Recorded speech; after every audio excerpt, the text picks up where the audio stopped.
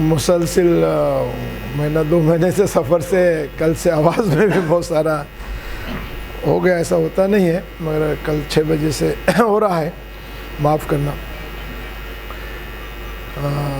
बेबाक नौजवान मुसलमानों के बुनियादी मसाइलों की तरफ जिनकी नज़र है और जो बेबाकी से काम कर रहे हैं, ऐसे आपके हमारे सबके नौजवान इस नादिर शहर के तहरीक औक़ाफ़ के सदर और भी बहुत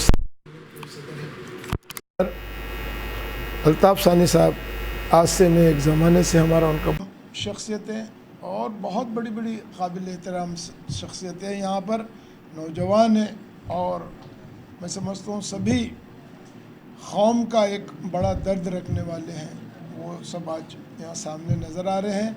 और एक बेहतरीन कलेक्शन हमारे फ़ारूक अहमद साहब ने यहाँ जमा किया है।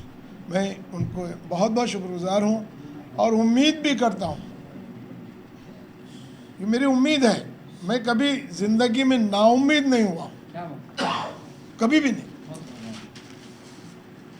लोग बहुत कहते हैं इधर उधर, नहीं, मुझे उम्मीद है कि फ़ारूक अहमद ज़रूर ये काम करेंगे, चाहे वो कितने भी मसरूफ़ रहें, किधर भी रहें, उनको एक टीम मिलेंगे, एक वर्क मिलेगा।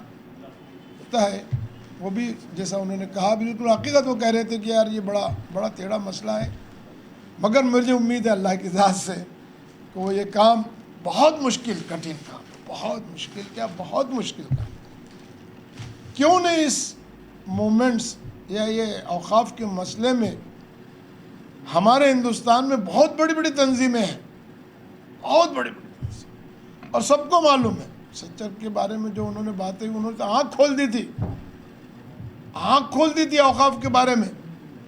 अगर जो मुसलमान उसी की तरफ लग जाते तो उनका कहना यही था कि गवर्नमेंट से हमको कुछ नहीं चाहिए, 5%, 10%, 20% रिजर्वेशन नहीं चाहिए, स्कॉलरशिप नहीं चाहिए, कुछ नहीं चाहिए। सच्चर का है स्टेटमेंट, पढ़ लीजिए आप उसके, ये सब चीज़ों की ज़रूरत नहीं, हमारी प्रॉपर्टी हमको दे दो, हम अपने बच्चों को मुफ्त तालीम दे देंगे, चाहे यहाँ से अमृत तक जाना। ये सच्चर की रिपोर्ट में है, हमने पढ़ा मगर भूल गए, ये बिल्कुल हकीकत है। और उन्होंने बताया आदाद व शमरार, पूरे हिंदुस्तान में फिरे हो, हर स्टेट में गए हो, ऐसा नहीं है, मगर कहाँ तक हमने उस पर अमल आवरी की। वजह यही है कि क्यों नहीं हाथ में काम लेते हैं लोग, तंजीमें औक़ाफ़ के बारे में क्यों दूर भागते हैं, क्यों दूर जाते हैं, क्यों करीब नहीं आते हैं। इसमें मसाइल ही मसाइल है, बड़ा लड़ने वाली बात है, बहुत मुश्किल काम है और ये काम को लेना आसान नहीं है।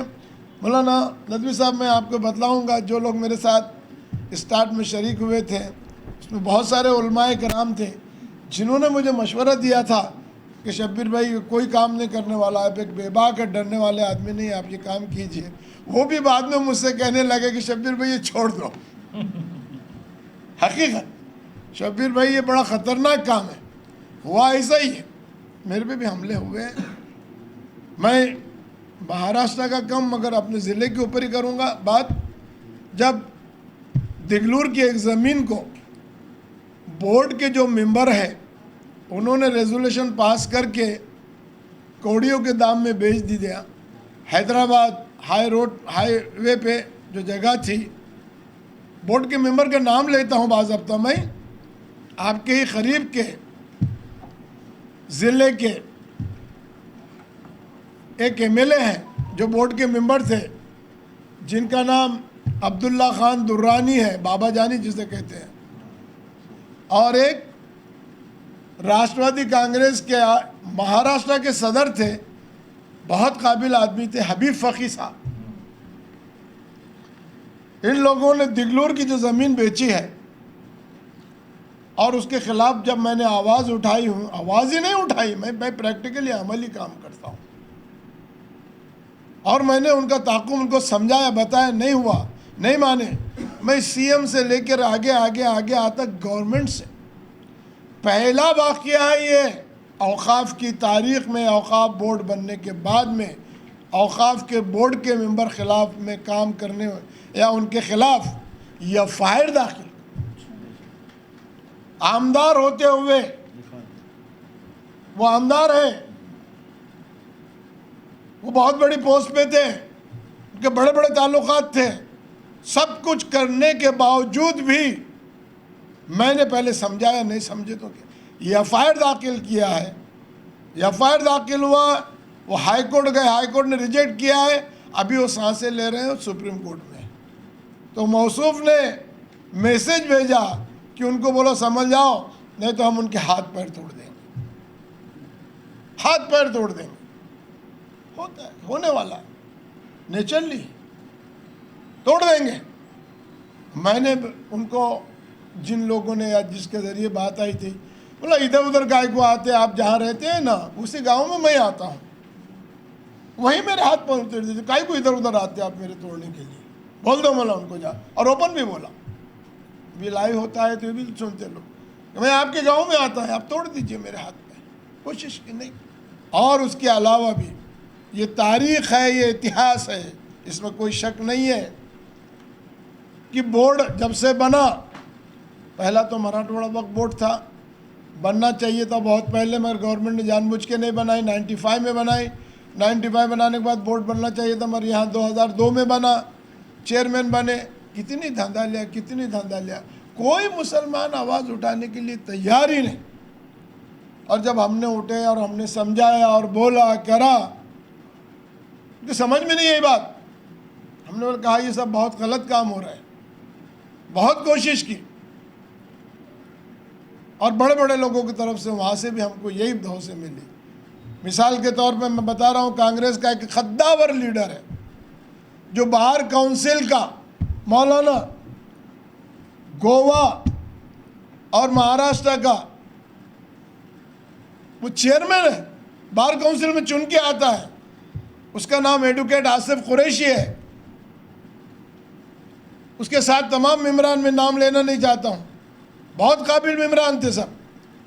नागपुर में heart of the city 288 plot कौड़ियों के दाम में बेचते, करोड़ों रुपए के प्लाट, करोड़। समझाने के बावजूद उन सब के खिलाफ एफआईआर दाखिल किया। पहला है, किसी की हिम्मत, किसी की जरूरत नहीं, किसी की जरूरत नहीं थी कि बोर्ड के मेंबरों के खिलाफ वो कुछ करें।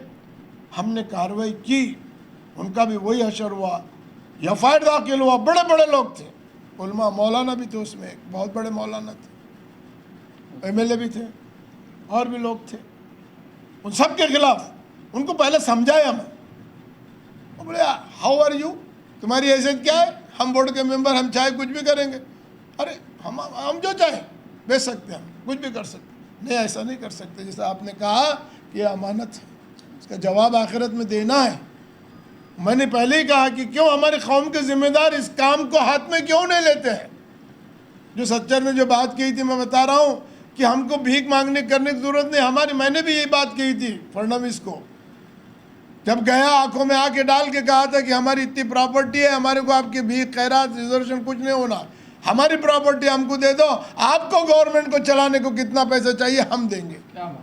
बोला खुल के, सुन रहे होंगे आप सब, मैं गलत और गप्पा नहीं मारता हूँ, सच कहता हूँ। ऐसा ही कहा, हंस लिया उसने, मुस्कुरा दिया मुख्यमंत्री, और बोला क्या है, और किया, और उसने काम भी किया।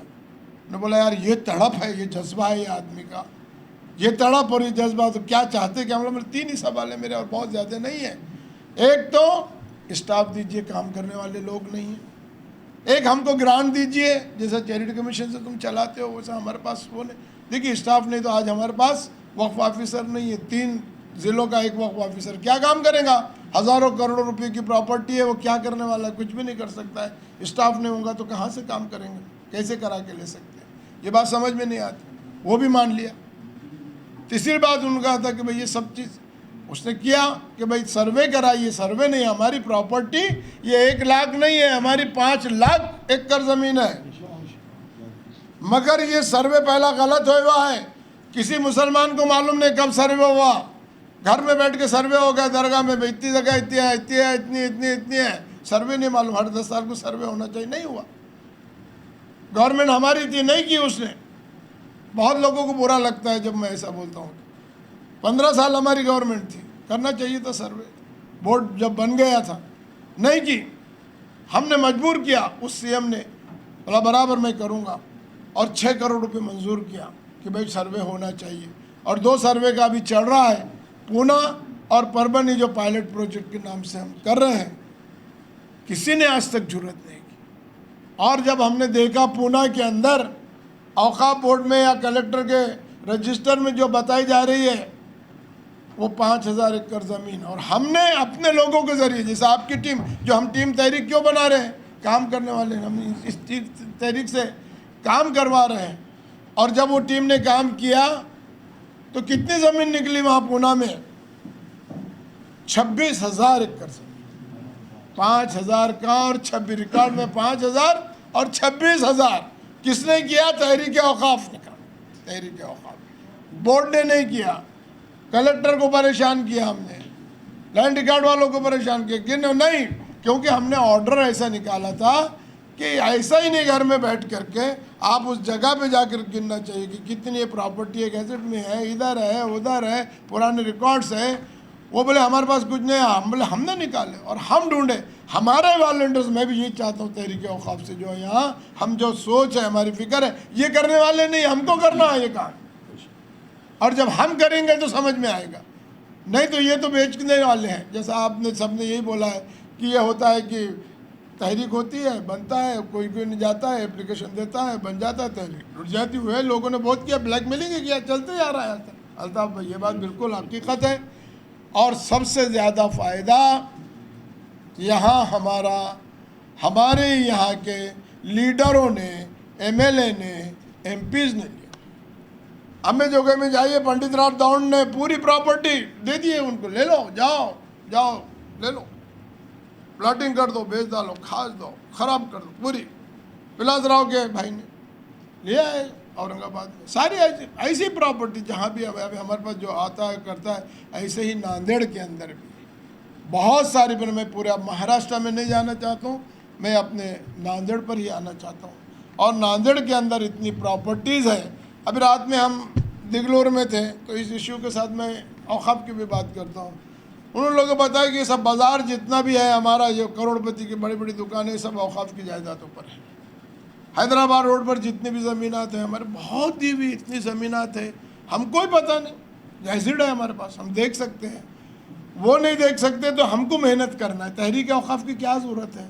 औकाफ के पास ये मैन पावर नहीं ना, उनके पास कोई आदमी है ना करने वाले हैं, वो तो सब करप्टेड हो गए। पहले भी बोर्ड की जो मेंबर बनाए थे गवर्नमेंट ने, वो गवर्नमेंट के रहम करम पर थे जी हुजूरी, क्योंकि साहब मेरे को मेंबरशिप मिल गई ना, आप जो बोलेंगे साहब सीएम इसको दे दो, तो टेलर की जो बात करे ना, चेयरमैन बोला नहीं तूने कुछ बोलना नहीं, खामोश बैठ जाओ। शरद पवार क्यों नहीं बोला, मैं बलवास के पास बहुत बड़ी जगह है, दे दिए, तारिक साहब आपने इसके खिलाफ नहीं जाना, बिल्कुल नहीं साहब, आपने तो मेंबर बनाए ना हमारे को बोर्ड का, आप जो बोलेंगे वही काम दे दें। यही काम तो हुआ है, यही काम हुआ है, चाहे वो कांग्रेस हो या राष्ट्रवादी, उन्होंने यही तो काम किया है। मेंबर बनाए और मेंबर गुलाम हो गए। कौम का कोई उनको लेना देना, अल्लाह से कोई डर नहीं, उनको कोई खौफ नहीं। और इसी तरीके से सारी ज़मीनात चली गई। और जब भाई हमारे सामने लोगों ने कहा कि नहीं हम इंशाअल्लाह ताला, क्योंकि हम तो बेबाक लड़ने वाले लोग हैं। आज 42 साल, एक तहरीक को इतने साल चलाना नामुमकिनात में से है। तहरीकें बनती है, टूट जाती है, 2 साल, 5 साल, 10 साल, ख़त्म, उसका जान निकल जाती है। मैं जो मूवमेंट चला रहा हूँ, ऑल इंडिया मुस्लिम ओबीसी आ रहा हूँ, उसको आज 42 साल हो गए मुसलसिल। और अल्लाह का ये फजल करम है कि कोई ऐसी उंगली भी नहीं उठा सकता है कि किसी से दबते हैं, किसी से बोलते हैं, कोई बोलता है, किसी के इशारे पे चलते हैं, जो हक बात है वही बात करते हैं, उससे हट के कोई बात नहीं करते हैं। चाहे कितने भी सख्त हो, कि चाहे कितने भी कड़वी हो, उनको कहते हैं और काम होता है। नहीं होता ऐसा नहीं है, बिल्कुल हो रहा है। मजबूत तंजीम में और तहरीक में जो मजबूती है वो पॉलिटिक्स में नहीं है, सियासत में नहीं है। हमारी तहरीक मजबूत हो तो बड़ी से बड़ी हुकूमतों को हम हिला दे सकते हैं, ये हमको मालूम होना चाहिए। इसी तरीके से नांदेड़ में इतनी प्रॉपर्टी है, हमारे ऑफिस में लड़ रहे हैं, heart of the city Wazirabad, करोड़ों की प्रॉपर्टी है, हमको खैर पता नहीं। जैसा ये ईदगाह मस्जिद की बात कर रहे थे, ईदगाह बनाने की वहाँ बात कर रहे थे, और भी ज़मीनात की, जैसा भोकर की बात करें, वो बहुत सारे लोगों ने, आज कल एक लेटर लिखा किसी ने, बिलो लिखा मेरे को, और वो गैर कौम का आदमी है, और उसने लिखा है मेरे पास लेटर, मैं भूल गया लाने, या मेरी गाड़ी में है अभी, तो हाँ देखिए लेटर है, एक गैर कौम के आदमी ने लेटर लिखा, क्योंकि उसको मालूम है मैं तो काम कर रहा हूँ।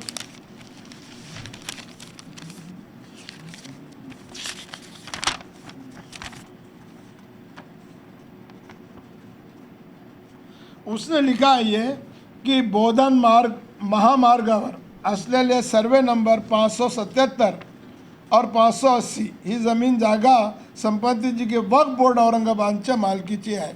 या जागेवर आज बेहिसाब ये 2 सर्वे नंबर उसने दिया है। ये अदर कम्युनिटी का आदमी है, उसने लेटर अभी 2-4 दिन पहले मेरे को लिखा कि साहब इसके ऊपर कुछ कार्रवाई। मुसलमानों को मुसलमान, और हम भी जो चाह रहे हैं यहाँ कि तहरीक के लोग बन जाएंगे और ये ताल्लुकात में जाएंगे, आपको मेहनत करने की ज़रूरत नहीं है। 1972-74 में गैजेट बना हुआ है, गैजेट में है, ये लोगों के पास आज उन्होंने गैजेट ही बताया मेरे को ला करके, ये जो आए हैं यहाँ के गैजेट में है, इतनी गैजेट में इतनी ज़मीन हमारी, इतनी गैजेट में हमारी ज़मीन, इतनी ज़मीन हमारी है, ये मस्जिद को इतनी दी, ये इनामी ज़मीन इतनी, ये इतनी ज़मीन इतनी है। हमको वहाँ देखना है कि कौन बैठा है, क्या बैठा है, कैसे बैठा है, और कैसे हो सकता है, क्या कर सकता है। तहरीक औक़ाफ़ का काम क्या है, उनको यही करना है, मेहनत वाला काम है, जाना है। मुश्किल तो है, थोड़ा तकलीफ़ वाला तो काम है, इसमें कोई शक नहीं है, मगर कम से कम हमको वो तो मालूम होता है कि यहाँ हमारी प्रॉपर्टी है, यहाँ हमारी।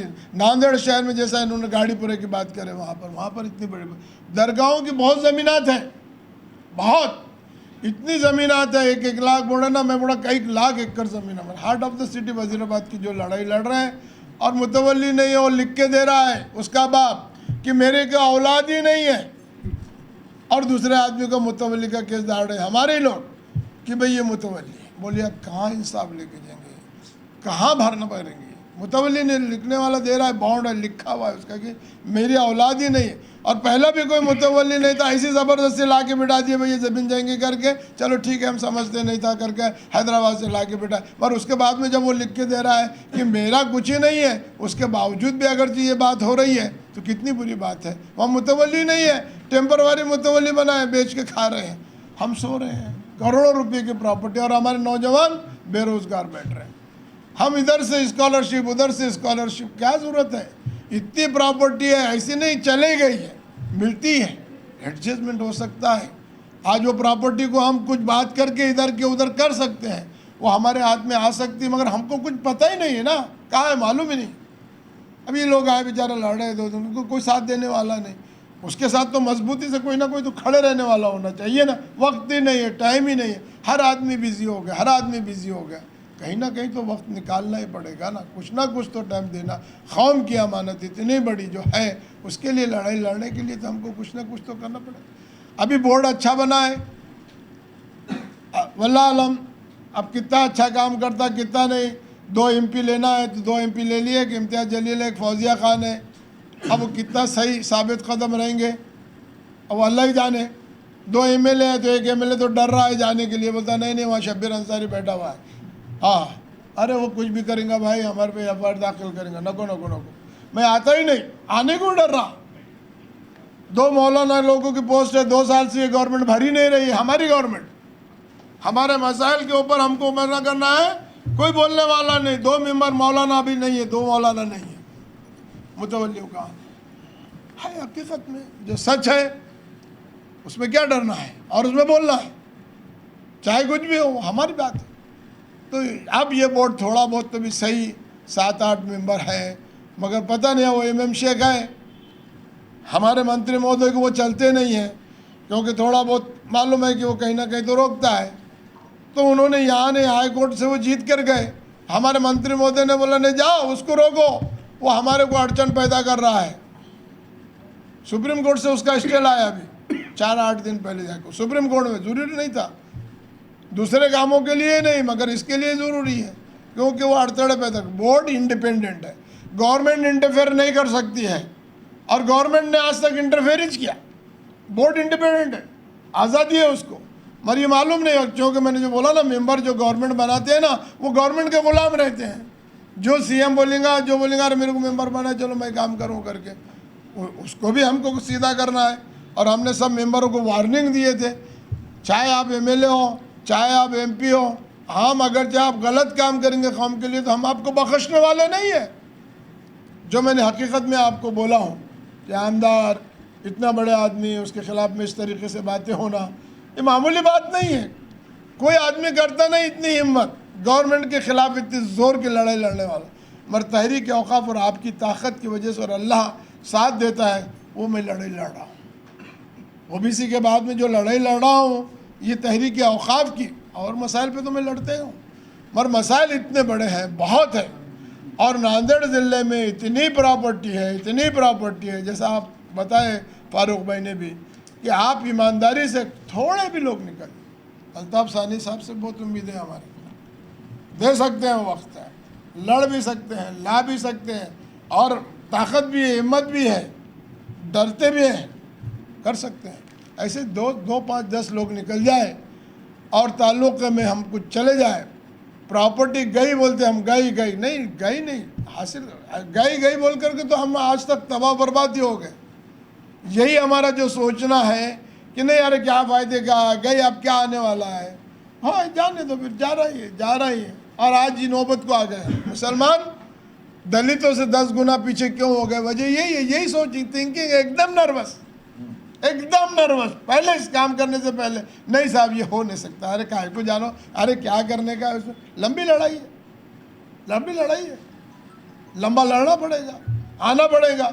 आज भी हम 42 साल से लड़ रहे, अभी भी रात को हम जब दिगलोर में गए, लोग बोले हमको अभी कुछ मालूम ही नहीं साहब, मैं 42 साल से लड़ रहा हूँ, लोग बोलते हमको मालूम ही नहीं साहब, हमको बताइए। अब बोलिए ये कौम का हाल है, ये तो औकाफ है।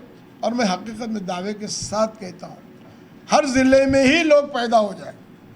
अभी एक परभनी में हमारा बहुत अच्छा लड़का काम कर रहा, हला के रखा है परभनी को बेबस, कलेक्टर को वगैरह, बहुत ताकत है, इसमें कोई शक नहीं है, कर सकते हैं। हमारे बाप दादाओं की हमारी प्रॉपर्टी है और बोर्ड इंडिपेंडेंट है, हम ले सकते हैं, एडजस्टमेंट हो सकता है। गए भी है तो ठीक है, वीडियो को उनके पास किसकी ज़मीन है, हमारी है।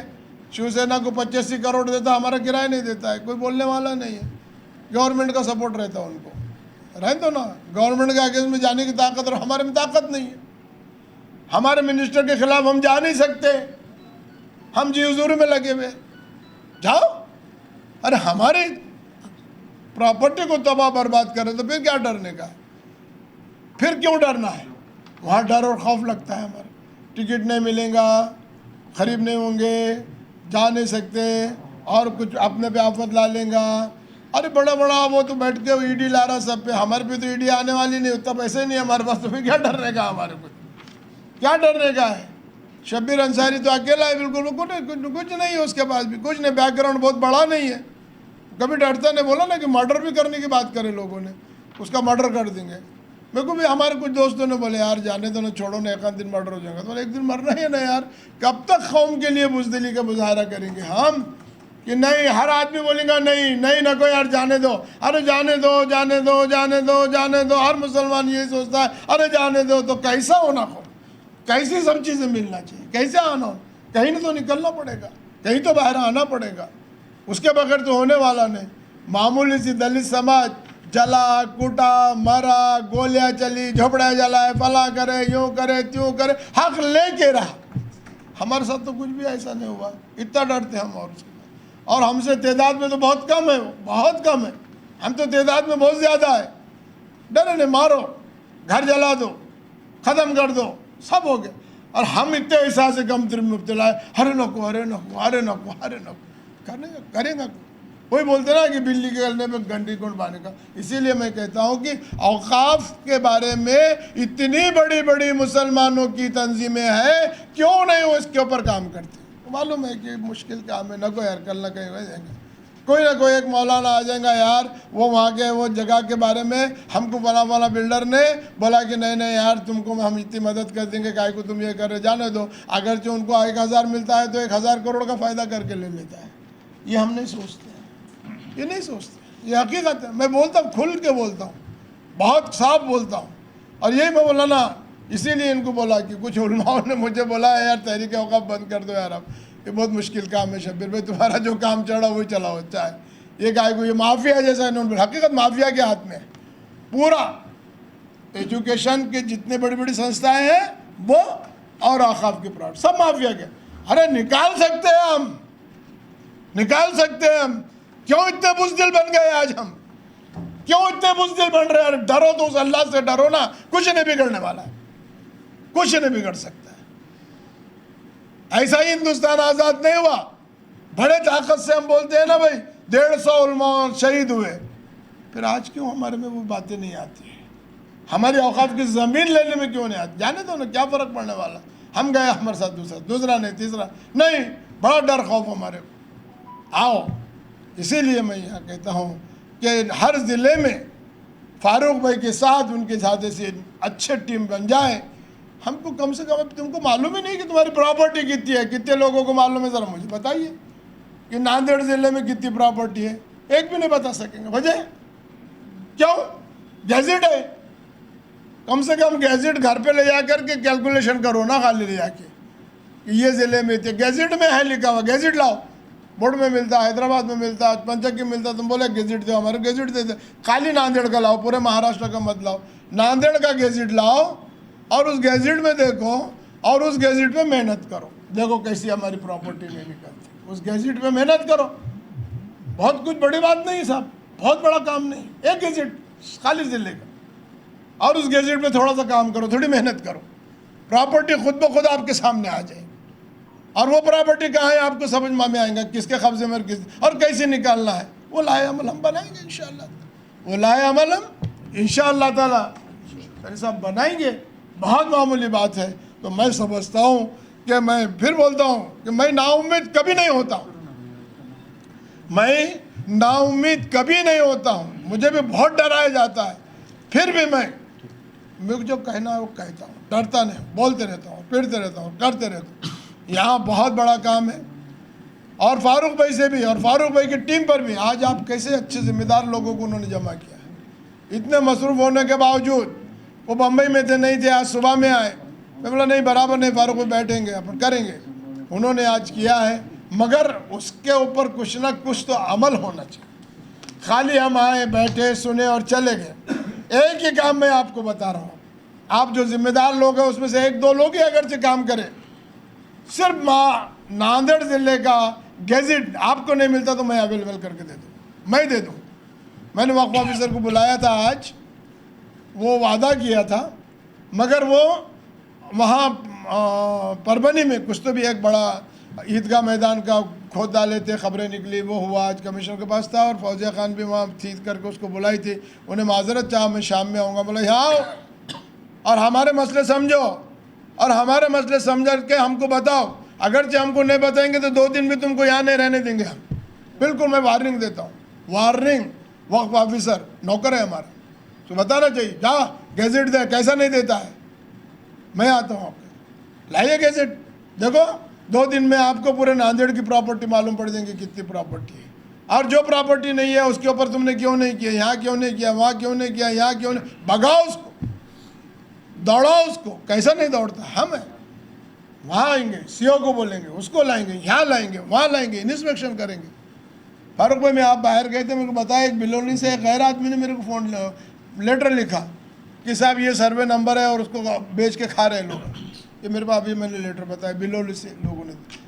वो लोग जागरूक हैं, हम नहीं हैं। फारूक भाई बहुत बड़ा काम नहीं है, आपकी टीम को पहला काम क्या है, गैजेट हासिल करना। वो यहाँ मिलता है, वो नहीं देता है तो मैं आपको देता हूँ, हर जगह शाये हुआ है, औरंगाबाद पंचक्की में मिलता है, हैदराबाद में मिलता है, कोई बड़ी बात, ऐसे काबिल शख्सियत है आपके पास है, मालूम मिलेंगे। गैजेट लाओ और गैजेट में खाली देखो खंदार तालुके में क्या है, देगलूर तालुक, सारी प्रॉपर्टी है, सारी प्रॉपर्टी है। 2 दिन में आपको मालूम पड़ जाएंगे कि इतने 1000 एकड़ ज़मीन नांदेड़ में है, जो आज हमारे पास सवाल जवाब नहीं, जिसका जवाब आज हमारे पास नहीं है, हम 1 मिनट में दे देंगे। और वो प्रॉपर्टी कहाँ फंसी हुई है, फिर हमको निकल के देखना है कहाँ कहाँ है, किधर किधर है, कौन बैठा है, कैसे नहीं निकलती है। वो एक्ट जो बना है 95 का बहुत अच्छा है, 100 साल का भी किसका कब्जा रहा तो हम उसको हटा सकते हैं। कब, जब तंजीम हो और तंजीम की ताकत भरपूर हो और गवर्नमेंट को मालूम है कि इससे खतरा है, उनके अच्छों को भी हमारा काम करना, उनके अच्छों को भी हमारा काम करना पड़ेगा। नहीं तो उनको मालूम है कि खतरे की घंटी आने वाले दिनों हम बोलेंगे आवामों को, लोगों के सामने जाके, देखो हम ये बोल रहे हैं और ये हमारा काम, ये नहीं बोलते हैं, ये नहीं करने की बात करते। आज हम कुछ नहीं बोल सकते, ऐसे बोलते, इसके लिए ऐसे ही चल रहा है। तो मेरी आप लोगों से गुजारिश है, बहुत बड़ा काम नहीं है, खाली गैजेट ला लो, उसकी प्रॉपर्टी देख लो। मैं आपके साथ आता हूँ, 1 दिन नहीं 2 दिन 3 दिन आके आपके साथ बैठता हूँ, वक्फ ऑफिसर को बुलाते हैं, उसके साथ बैठते हैं, उसको पूछते हैं ये क्या क्या प्रॉपर्टी है, तू यहाँ क्या क्या काम कर रहा है, कौन सी प्रॉपर्टी पे तूने किया नहीं किया है, ये इनका प्रॉब्लम है, क्या किया है, तेरे को मालूम है क्या नहीं है, नहीं तेरे को कर। कोई उसको बोलने वाला नहीं तो कौन करेगा, उसको कोई पूछने वाला नहीं तो वो क्या करने वाला है। जब तुम कल जाके पूछेंगे तो उसके अच्छों को भी काम करना पड़ेगा, उसके अच्छों को भी काम करना पड़ेगा। तो यहाँ पर वाकई में मैं आपके पास यही बात करने आया हूँ और यही उम्मीद लेके आया हूँ कि नांदेड़ में बाशऊर इंसान रहते हैं, समझदार लोग हैं, पढ़े लिखे हैं, लड़वैया है।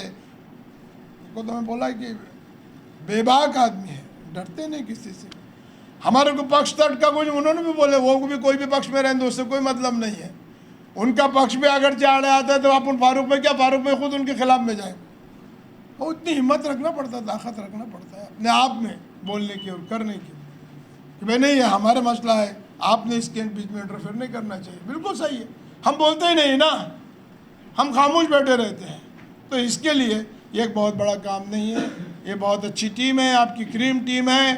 बहुत 1 2 3 8 दिन के अंदर आपको प्रॉपर्टी मालूम हो जाएंगी। उसके बाद अपने को क्या लाए अमल तैयार करना है, हमको टीम कैसी बनाना है, कहाँ जाना है, कैसे हासिल करना है, इंशाअल्लाह ताला आए दिन में बताते जाऊँगा। एक एक छोटा छोटा काम जब आप बोलेंगे मैं आऊँगा।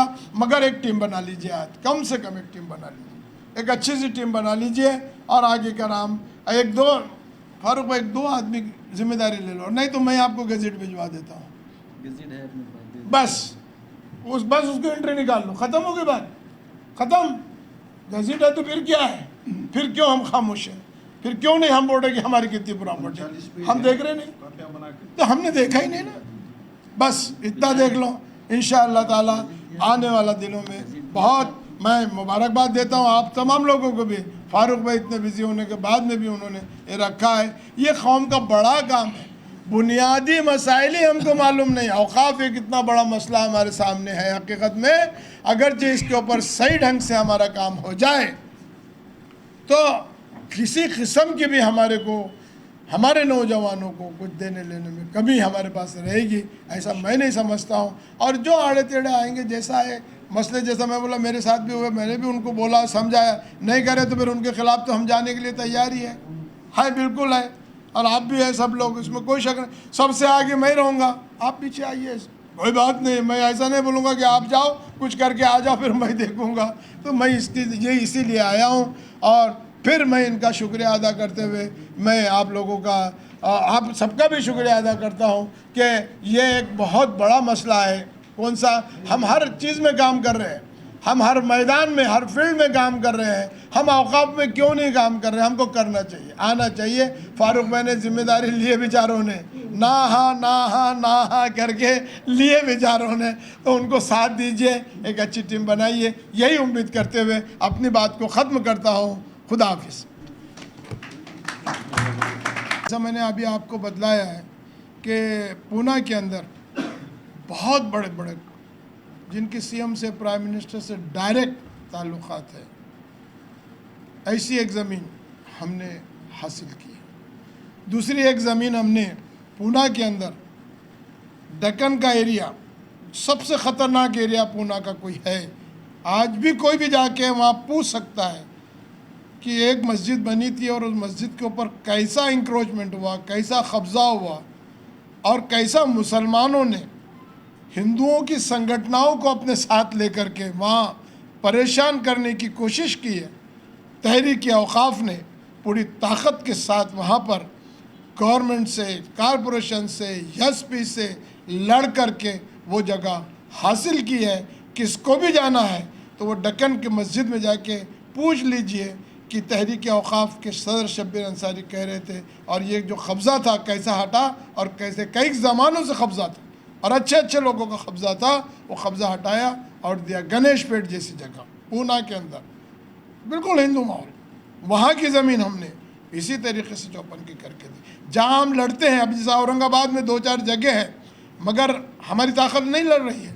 सुप्रीम कोर्ट ने ऑर्डर दिया है कि वहाँ पर जाके हम कब्ज़ा लीजिए, मगर बोर्ड के लोगों में उतनी ताकत नहीं, जा नहीं रहे। अब हमको जाना पड़ेगा, भगा देते हैं वहाँ पुलिस को पैसा दे के, मगर हम गवर्नमेंट को बोलते हैं, ये जब सुप्रीम कोर्ट के ऑर्डर, हमको ऑर्डर दीजिए, ये पुलिस का तहफ़ा दीजिए, पुलिस आती है, फिर पुलिस को ले इनको ले जाओ, हमारे कब्ज़े में आती है, वो भी हम लेने की कोशिश कर रहे हैं। तो इस तरीके का अगर जो माहौल बन जाए एक बार, तो वो लोगों को डर लग जाता है कि भाई नहीं ये हो रहा है। अब नांदेड़ में एक आधी जगह अगर हम कब्ज़ा कर ले, मिल जाए, तो फिर सब लोग तुम्हारे पास कंप्रोमाइज़ के लिए आएंगे कि साहब इतने है, आप हमको ये दे दो, हम ये करेंगे।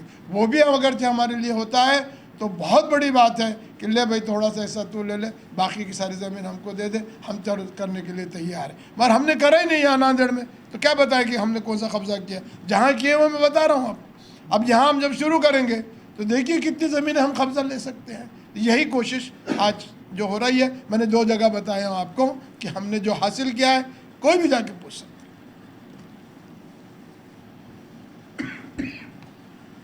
है ना।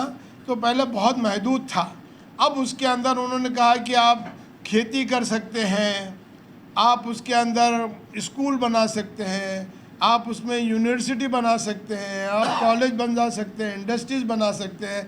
जैसा अब ये लोग आए, 3 एकड़ ज़मीन है, लावनी पे ज़मीन जाती है, कोई गैर कौम के लोग लेते हैं, वो लावनी पे हमारे नौजवान बच के हम खेती कर सकते हैं। ऐसी बहुत प्रॉब्लम, 95 का एक्ट अब बहुत बड़ा एक्ट आ गया, पहले महदूद तक कर नहीं सकते थे, अब हम बहुत कुछ, हम इंडस्ट्रीज़ डाल सकते हैं। सेंट्रल वक्फ काउंसिल उसके लिए बजट रखी है बहुत बड़ा, वो अगर जो मिलती है तो वो आप उसमें वो कर सकते हैं। तो उसमें हम अपने नौजवानों को पूरा रोज़गार दे सकते हैं। जहाँ नहीं मिल रहा है, हमारी प्रॉपर्टी पे हम अपने कारखाने बना सकते हैं और उस कारखाने में हम हमारे लोगों को रोज़गार दे सकते हैं।